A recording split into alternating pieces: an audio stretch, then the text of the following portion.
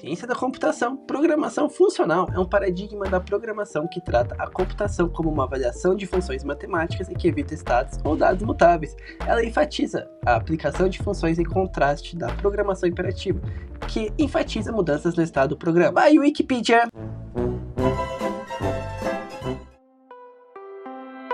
Olá, eu sou o Ligeiro e no vídeo de hoje a gente vai falar um pouco sobre programação funcional, especificamente programação funcional em JavaScript em projetos reais. Eu trabalho com JavaScript como minha linguagem primária há mais ou menos uns 12 anos profissionalmente. Durante esse tempo eu já cheguei a desenvolver várias aplicações de várias formas diferentes. Eu desenvolvi com objetos, já desenvolvi chaining em objects, eu já desenvolvi um monte de coisa diferente. Eu quero passar um pouco aqui do que eu aprendi de como eu desenvolvi algumas dessas aplicações. Vou mostrar aqui um pouco do código do ICEI aqui, dar um pouquinho de contexto. A gente aqui no ICEI tem essa pastinha Node.js, que ela vive na raiz, onde dentro da pastinha Node.js a gente tem uma pasta de API, uma console, um core, e-mails, LP, migrations, school e testes, onde cada uma dessas pastas aqui, algumas delas são aplicações. Na parte da API aqui, por exemplo, a gente tem uma estrutura até bem interessante usando bastante Functional Programming. Nossos endpoints aqui, eles são separados por aplicação. Então, na aplicação do Customer, os endpoints da aplicação do Customer, elas vão estar aqui. Os endpoints da aplicação Overlord, que é a que eu gerencio as escolas, vão estar aqui.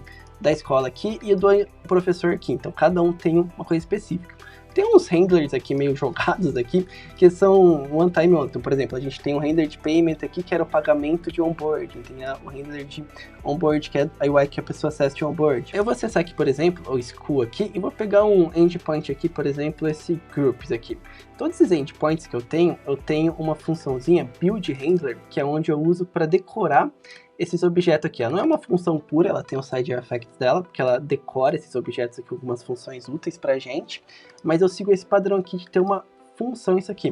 O que eu poderia ter aqui, né? Eu poderia ter uma classe, um método controller, sei lá, eu poderia ter várias opções diferentes, mas eu particularmente eu prefiro ter só uma funçãozinha assim que eu declaro, porque fica muito claro o que tá rolando.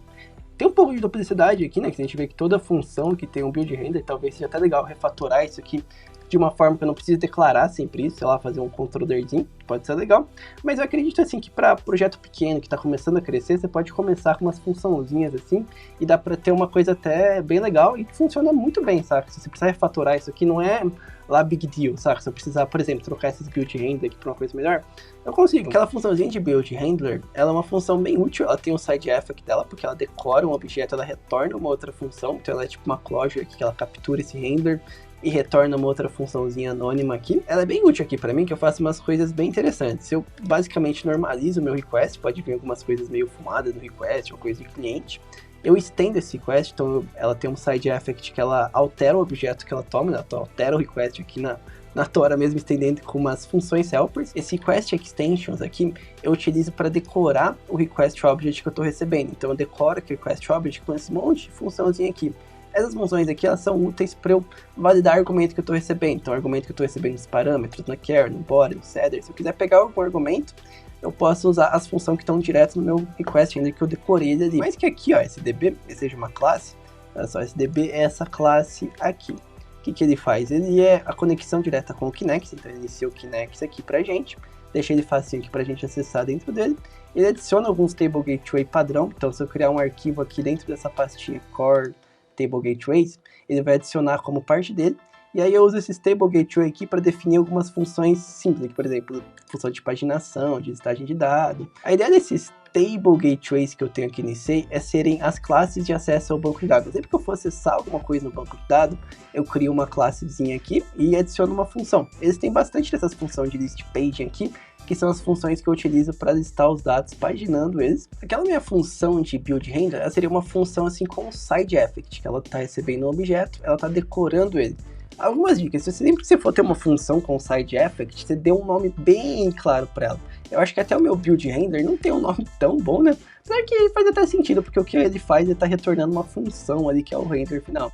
Tudo bem que ele está decorando também, então sei lá, o nome melhor poderia ser build and decorate handler, algo assim, build handler decorating request, algo assim para ficar bem específico. Se você estiver trabalhando especificamente com JavaScript, assim, tenta ser o mais claro possível, o mais específico possível no nome das suas coisas que está sendo feito, que é uma função com side effect. Tá, beleza, isso aí é uma função com side effect. O que seria uma função pura? Uma função pura é uma função que ela, toda vez que você chamar ela vai retornar o mesmo valor e, além do mais, ela não tem efeitos colaterais. Por exemplo, essa função aqui, ó, esse true validation error, é uma função pura. Por exemplo, ela está recebendo um argumento aqui, ela está criando um objeto com esse argumento e está retornando esse objeto aqui, dando um true nesse objeto. Bem que ela está dando um true, então ela chega a ser muito pura, né? Levemente, ela é meio impura ali. Aqui eu tenho um validate de erro meio toscão, acho que isso aqui tá meio horrível, essa funçãozinha aqui. Mas ela também me parece uma função pura aqui, né? Porque ela tá só vendo um check aqui, um if feioso, ela pega a mensagem, se a mensagem for tal coisa, ela vai retornar isso aqui, se ela for outra mensagem aqui e tal. Eu acho que tem várias formas de função pura, assim. São basicamente funções que não têm efeitos colaterais e elas vão retornar sempre o mesmo valor que você passar para ela. Então, você passar um valor para ela, vai retornar sempre o mesmo valor. Aqui, no geral, eu acredito que tem várias funções que são meio puras, assim, um pouco impuras, assim, por estarem em JavaScript, já que JavaScript não enforça uma pureza total. Mas é isso, aqui no tasks, aqui na appzinha de console que eu tenho no IC, eu também uso bastante essas funções. Porque, por exemplo, todas as tasks que eu tenho aqui, o que elas são? São basicamente um arquivo em JavaScript que retorna uma função. Então, eu espero que todos esses arquivos sejam uma função para isso. O que o console aqui faz? É nada mais, nada menos que pega os argumentos que foram passados para eles, inicia algumas coisas aqui e chama a função conforme o nome do arquivo que foi passado ali. Então, todos esses arquivos que estão aqui em task, eles são simplesmente uma funçãozinha e eles criam dentro da appzinha minha uma task com esse nome aqui. E se você gostou desse vídeo, não esquece de se inscrever aqui no canal, curtir, comentar, compartilha com todo mundo, me deixa saber a sua opinião e nos vemos no próximo vídeo. Tchau, tchau!